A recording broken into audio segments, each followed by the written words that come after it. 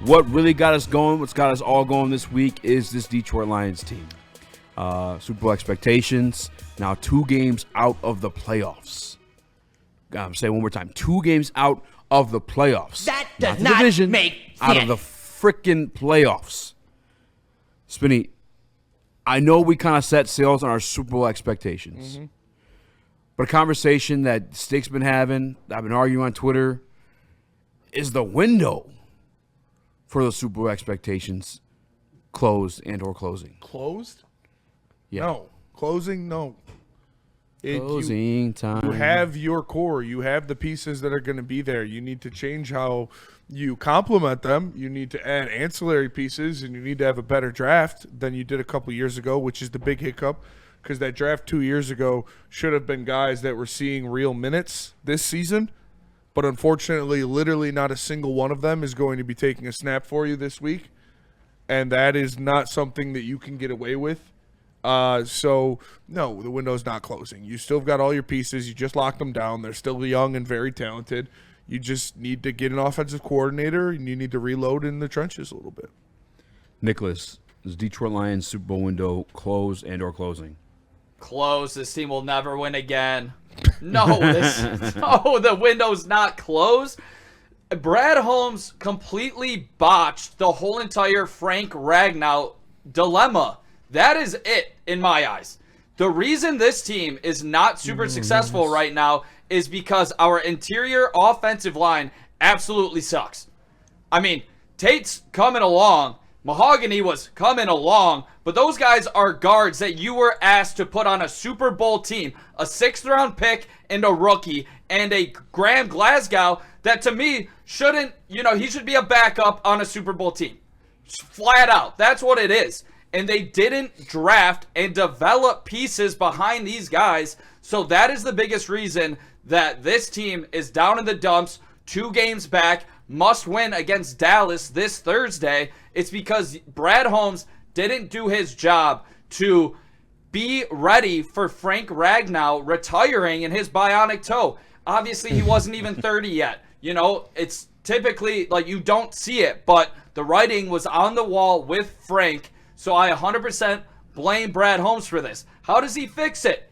He goes out and attacks interior offensive line this offseason, spends draft capital if he needs to, attack it in the draft if he wants to go that route, which I would preferably trade it. I would go get a guy that's maybe on his first contract still. But I need a quality interior offensive line heading into next season, and I think we're completely back as contenders.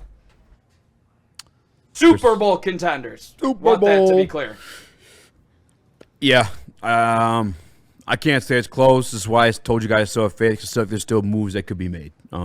Interior offensive line be one of them. Next year that could be the draft, could be free agency, could be the trade market. Probably going to be one of the first 2, trade or draft. Also, the edge position. I don't know that there's any lesson to be learned here. Listening to the coaches speak, a lot of them still feel like it could be execution more than anything else. But if that's the scenario, if that's the case, you're telling me it's execution and not a talent discrepancy, then why is Aleem McNeil out there playing defensive end?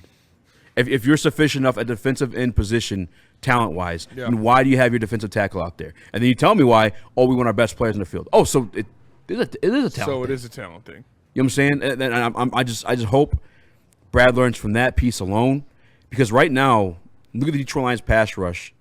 We have the longest time to throw, the longest time to pressure, and the last time I checked, I'm not 100% sure on this one, but also I think the second longest to sack. Yeah.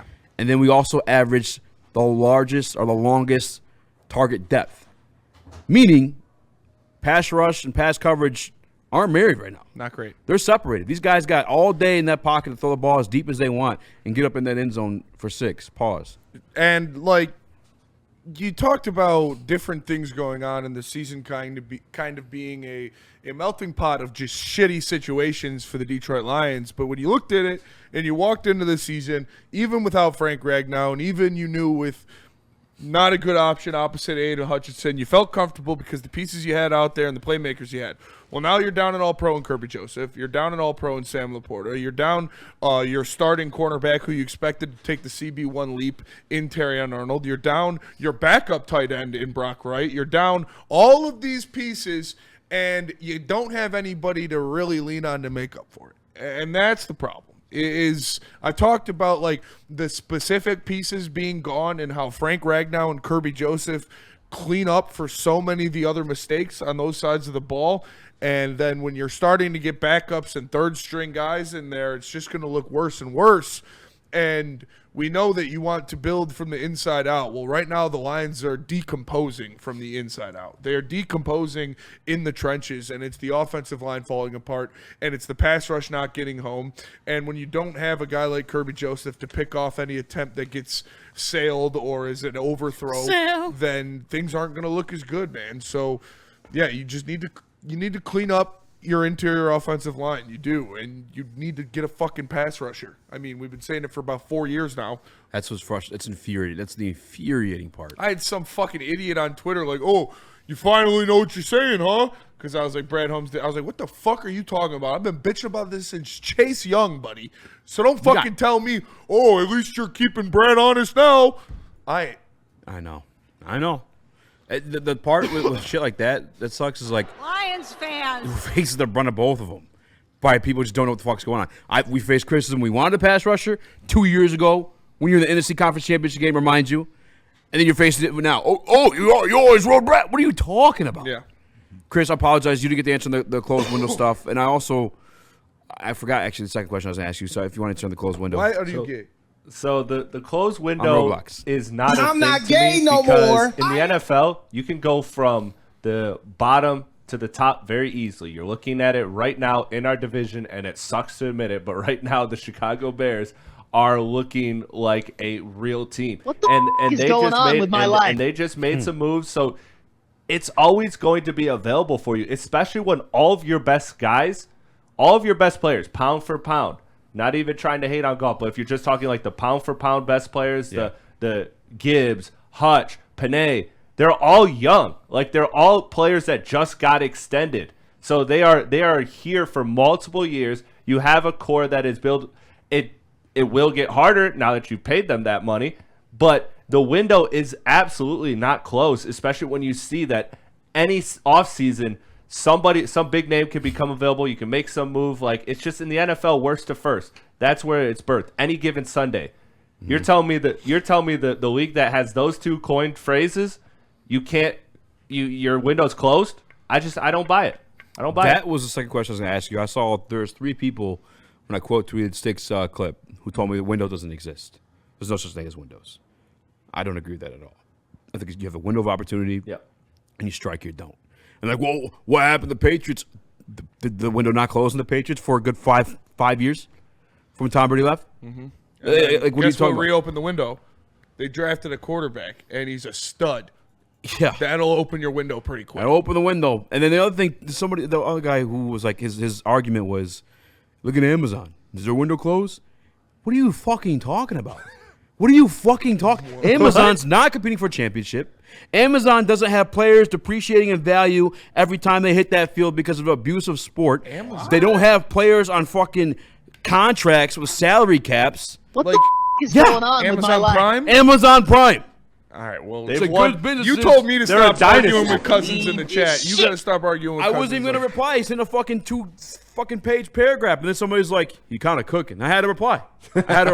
Unless he's not fucking cooking. He's speaking gibberish right now. Bunch of word salad right there. Making hot dog soup with crazy. Compared to Amazon, no fucking NFL franchise. Amazon's not resetting the market at every position every 4 years. Yeah, I just need you to trust me. That's all. Casey Please. Buckner with the super chat in there says Brad needs to adjust to drafting for need. He's not rebuilding this team anymore. He had so many opportunities to get positions they needed, like a defensive end through trade or the draft, and they just said, we're good. I think Brad has been drafting for need the past 2 years. I think he's been drafting BPA.